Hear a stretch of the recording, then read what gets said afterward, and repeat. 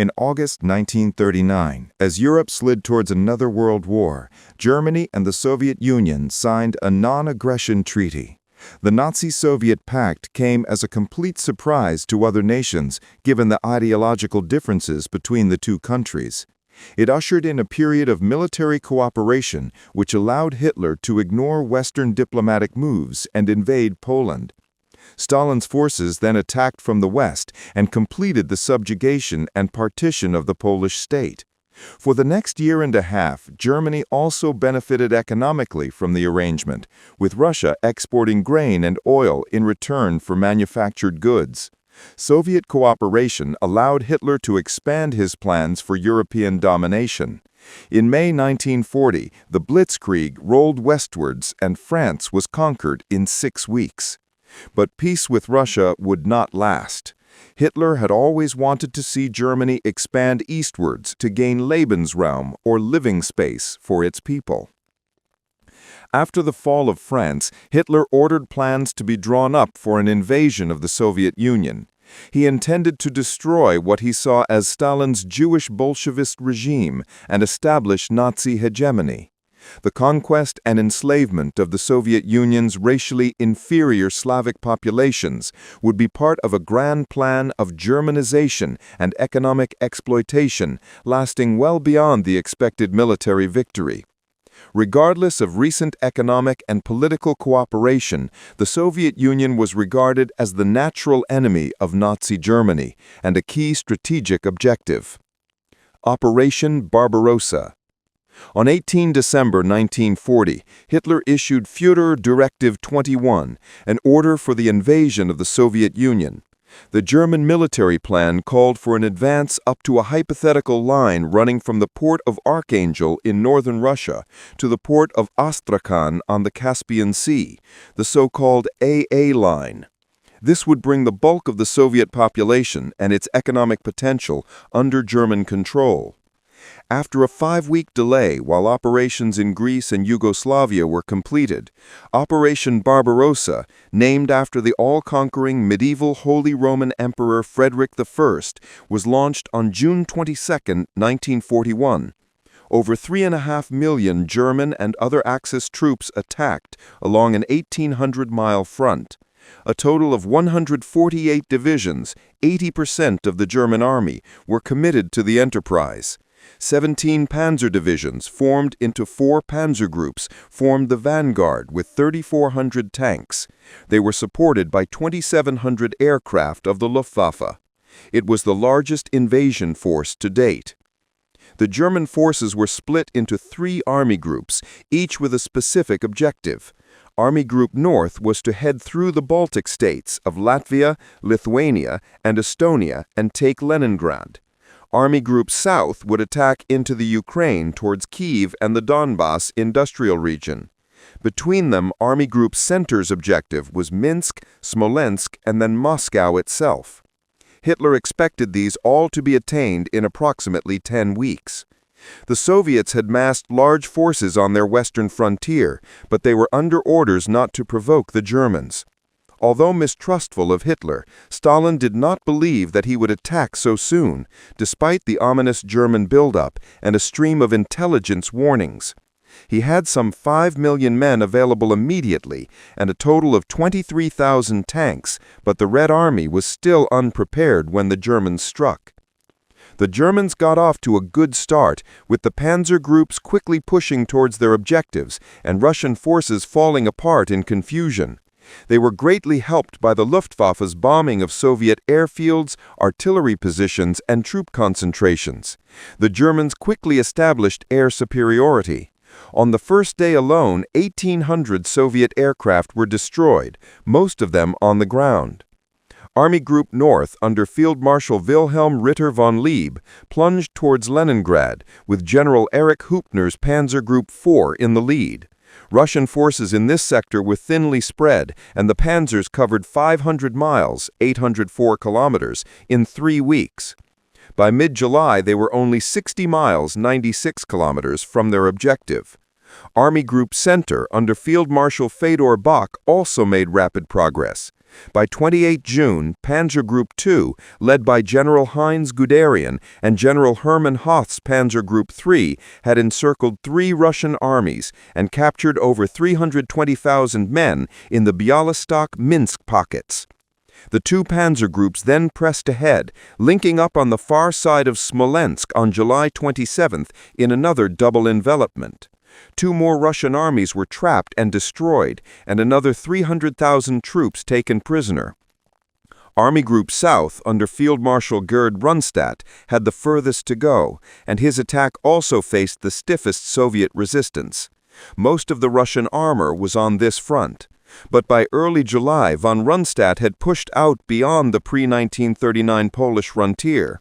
General Ewald von Kleist's Panzer Group I was slowed by Soviet flanking attacks as it headed for Kyiv, the capital of Ukraine and key to the coal-rich Donets basin.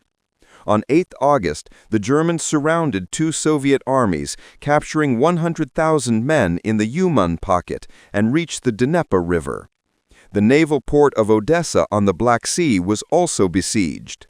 Up to this point, all seemed to be going well, the only major problem being the time needed for the infantry to catch up with the panzers and mop up pockets of Russian defense. But Soviet resistance was now stiffening, despite catastrophic losses. A German salient around Elyena, southeast of Smolensk, was recaptured in a costly but successful counterattack. Meanwhile, Army Group Center's supply situation was becoming critical. Hitler decided to halt the advance on Moscow and reinforce Army Groups North and South. Hoth's Panzer Group III was sent north to support the drive on Leningrad, while Guderian's tanks were dispatched to help Army Group South take Kyiv. The German High Command protested vigorously. The panzers were only 220 miles from Moscow. But Hitler regarded the Ukraine as more important. On 21 August, he ordered that the conquest and the Crimea and the Donets basin be given priority. The Soviets were completely fooled by German moves. 5 Soviet armies were trapped in a vast salient around Kyiv. As usual, Stalin refused to sanction a withdrawal before the pocket was sealed. By the end of September, Kyiv had fallen and over 650,000 Russian troops killed or captured. The Germans pushed along the Black Sea coast and into the Crimea, laying siege to Sevastopol. In October, Kharkov fell, but now the Germans were exhausted. The fighting had severely depleted their ranks and supply lines were stretched to the limit. For now, the southern front stayed where it was. In the north, too, the German forces had reached their limit. In September, with the aid of their Finnish allies, they cut Leningrad off from the rest of Russia, but lacked the strength to take the city. Instead, Hitler ordered that it be starved into submission. The epic siege would last 890 days. The battle for Moscow. Now Hitler decided to resume the battle for Moscow.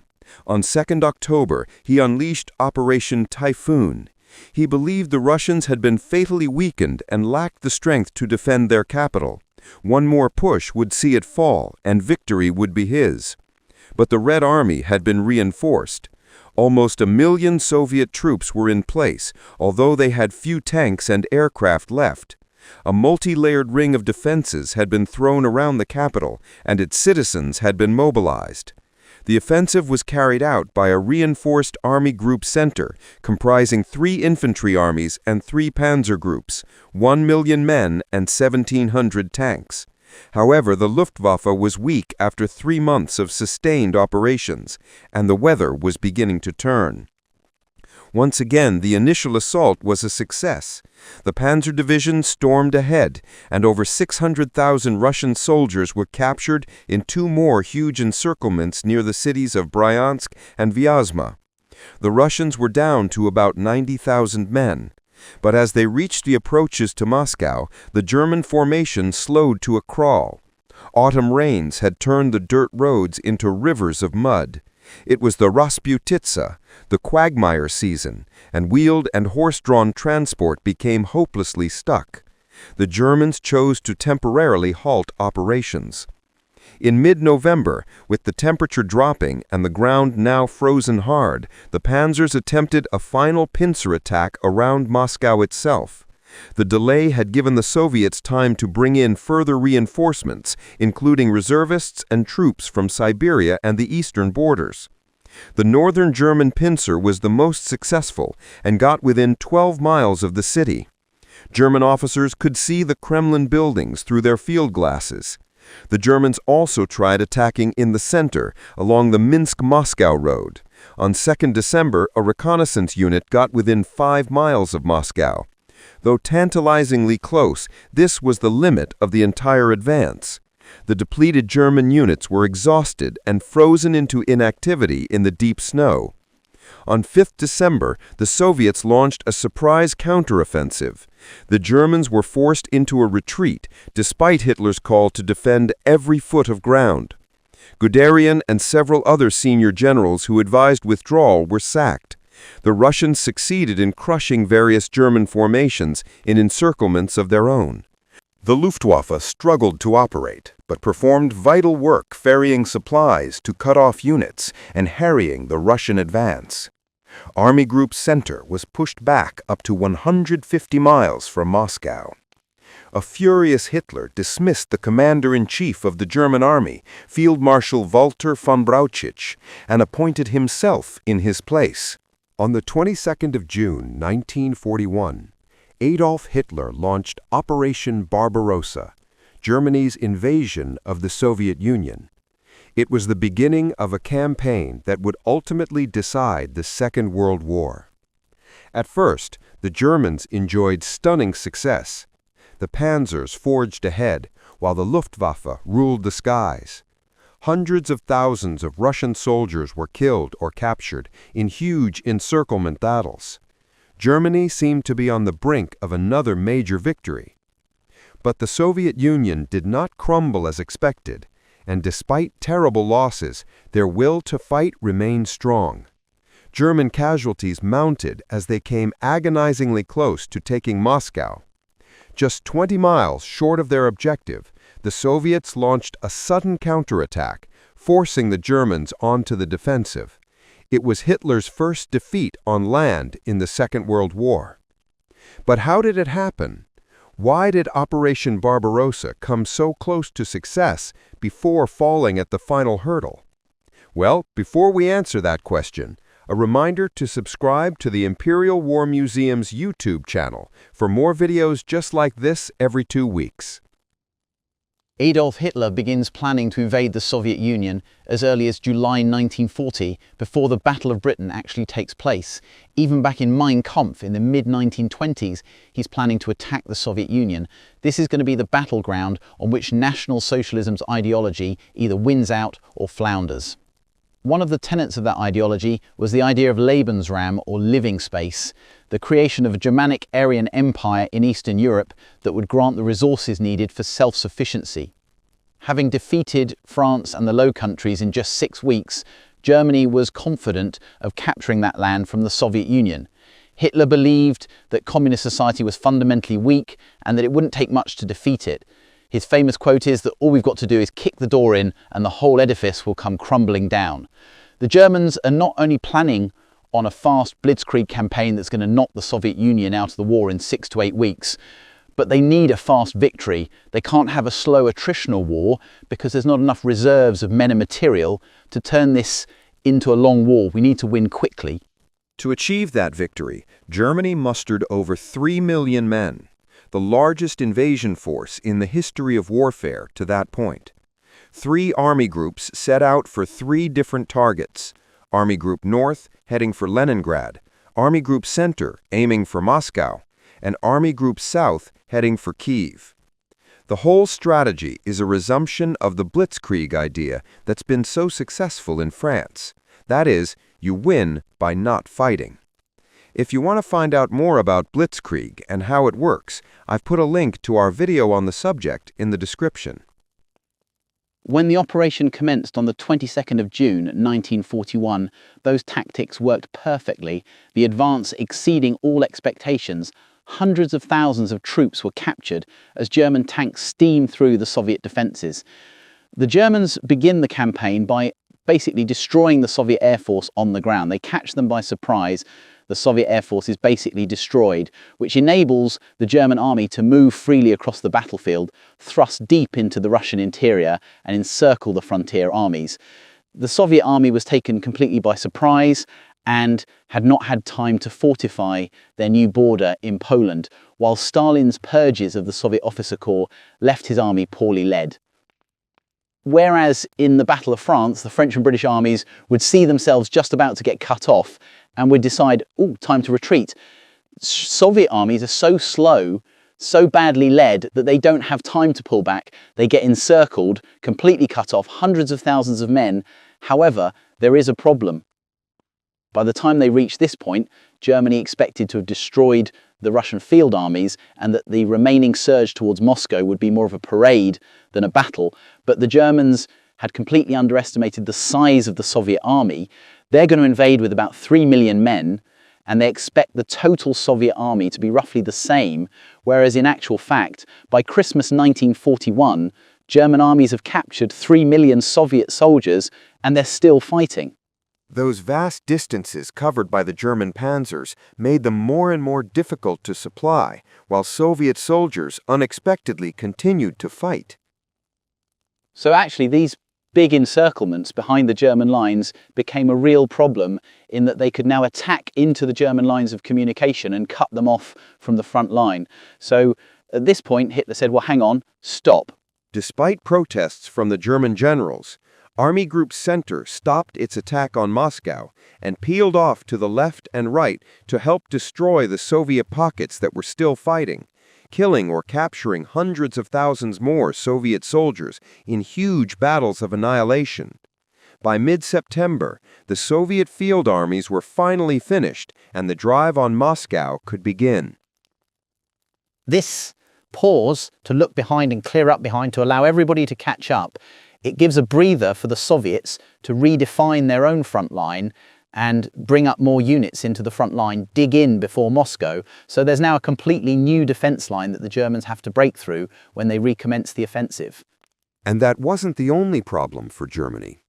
Though these new troops were undersupplied and undertrained, new supplies were beginning to arrive from Britain. Many of these divisions don't have uniforms, they're just civilian clothes.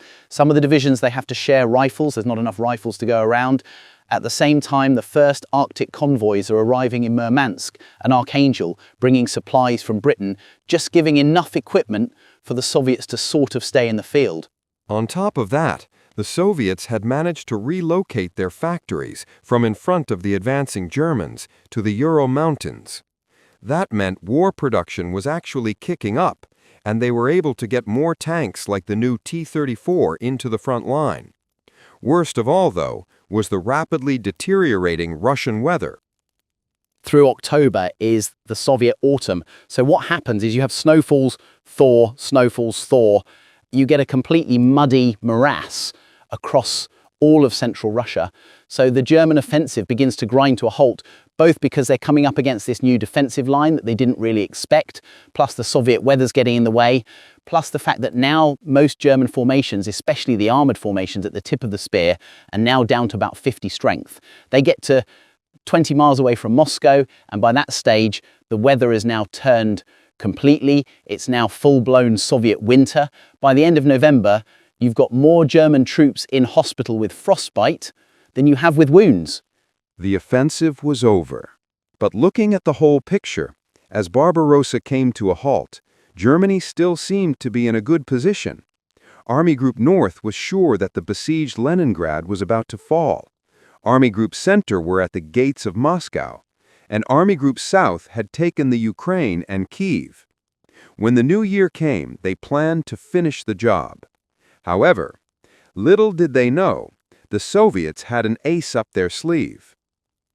They managed to transfer the majority of those Russian divisions which were on the eastern side of the Soviet Union, those that had been facing Mongolia and the Japanese, because they'd learned that the Japanese were not going to attack. These weren't green, untrained troops. These were proper Soviet divisions, and many of them had been trained for winter warfare because they're from Siberia. Unlike the exhausted Germans they'd be facing, these troops had winter camouflage and weapons that could survive the extreme cold. On December 6th, they counterattacked. and they launch this big Soviet counteroffensive in front of the gates of Moscow and catch the Germans completely by surprise and force them onto the retreat. And that's the end of Barbarossa. Adolf Hitler's ideological assumption that Soviet society would collapse when they kicked the door in could not have been further from the truth. The Germans needed a quick victory, but the Soviets had managed to stay in the fight and turn the Blitzkrieg Barbarossa into a war of production. The Germans are now being forced into a war of attrition, a long, grinding, slow war in the Soviet interior, in this case in wintertime. And things are looking bad for the Germans because they haven't got the men and material to face up to the Soviet armies on a one-to-one basis. Despite Barbarossa's failure to finish the Soviets quickly, a new German offensive began in 1942. Under Hitler's direct orders, the target was the Caucasus in the south and a city called Stalingrad. The German generals wanted to resume the push on Moscow, but Hitler insisted that Germany needed the oil fields in Azerbaijan to supply their armies. Though it escaped his generals, Hitler had now realized this was a war of attrition and material, whether he liked it or not. Why Operation Barbarossa failed? Operation Barbarossa had clearly failed. Despite the serious losses inflicted on the Red Army and extensive territorial gains, the mission to completely destroy Soviet fighting power and force a capitulation was not achieved. One of the most important reasons for this was poor strategic planning. The Germans had no satisfactory long-term plan for the invasion. They mistakenly assumed that the campaign would be a short one, and that the Soviets would give in after suffering the shock of massive initial defeats. Hitler had assured the High Command that we have only to kick in the front door and the whole rotten edifice will come tumbling down. But Russia was not France. The shock value of the initial Blitzkrieg was dissipated by the vast distances, logistical difficulties, and Soviet troop numbers, all of which caused attritional losses of German forces which could not be sustained. The impact of Hitler's involvement. Hitler's input has been heavily criticized, not least by his generals at the time. Moscow was always a more important objective to the German High Command, and it was to Hitler, who was more concerned with destroying Soviet field armies and capturing vital industrial resources. His switching of the main thrust from the Central Front to Leningrad in the north and Ukraine in the south was to an extent militarily sensible, given the weakness of Army Group Center after the Smolensk battles and the threats to its flanks. Indeed, the diversion actually worked in the Germans' favor, since it surprised the Soviets and resulted in the destruction of huge Soviet forces around Kiev. But it also threw away Germany's only real chance of outright victory. The early capture of Moscow would have had an undeniable psychological impact and may have been the tipping point. Guderian in particular believed that using the panzers in traditional encirclement battles played into Russian hands and gave them chances to bring forward fresh reserves. He had advocated an all-out drive on the capital. But when Hitler resumed the assault with Operation Typhoon, it was too late. The German army was now fatally weakened, the weather had worsened, and Soviet reinforcements had arrived. German intelligence failures played a large part on several levels. The Red Army had been viewed with disdain, especially because Stalin's purges of the late 1930s had removed thousands of its officers, albeit temporarily in most cases. Its poor performance against the Finns in the winter of 1939 to 1940 also encouraged the Germans. Soviet industry was deemed incapable of producing modern weapons. Most importantly, Russian troop numbers and fighting strength were continually underestimated, so that despite the losses inflicted in early encirclement battles, the Germans always faced yet more reinforcements.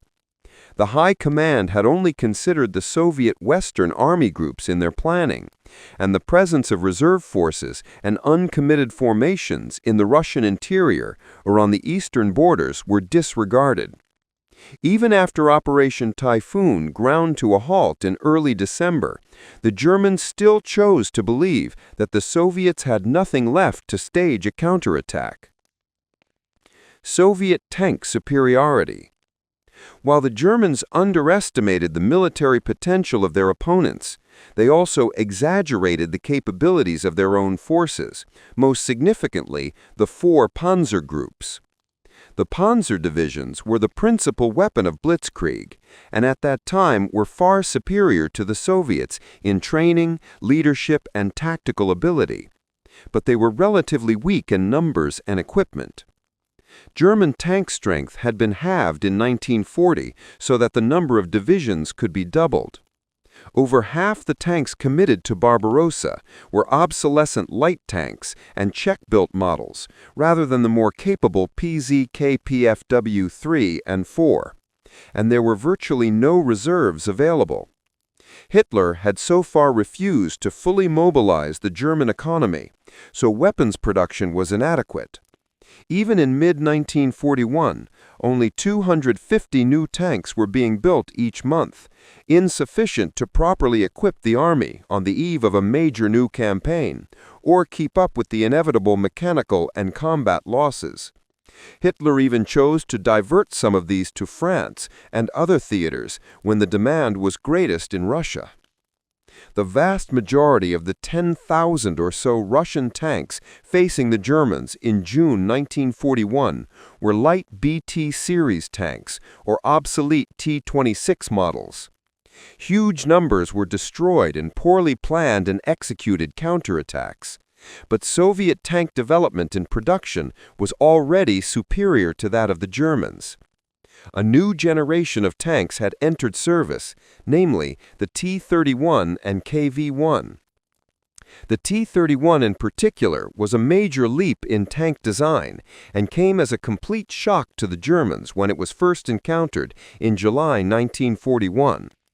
It had sloping armor, which effectively doubled its strength, and a powerful 76.2 mm gun. Its reliable diesel engine gave it a good range and turn of speed, and its wide tracks could cope with mud or snow. Russian industry was already gearing up to turn it out in huge numbers. Less than 1,000 T-31s were available at the start of Barbarossa, and most were squandered in piecemeal actions by half-trained crews. But Soviet Army could absorb significant losses of equipment as well as men. The mass mobilization of Soviet industry had been set in train, which included relocating vital tank, aircraft, and munitions factories eastwards to the Urals. This huge logistical undertaking was already bearing fruit. It meant that, despite the early defeats, the Soviet Union was far better prepared for a long war than the Germans, whose own production of tanks and other weapons would be feeble by comparison. German logistical problems. Logistics was another hugely important factor in the German defeat. No matter how fast or far the fighting formations advanced, they were dependent on timely supplies of fuel and ammunition.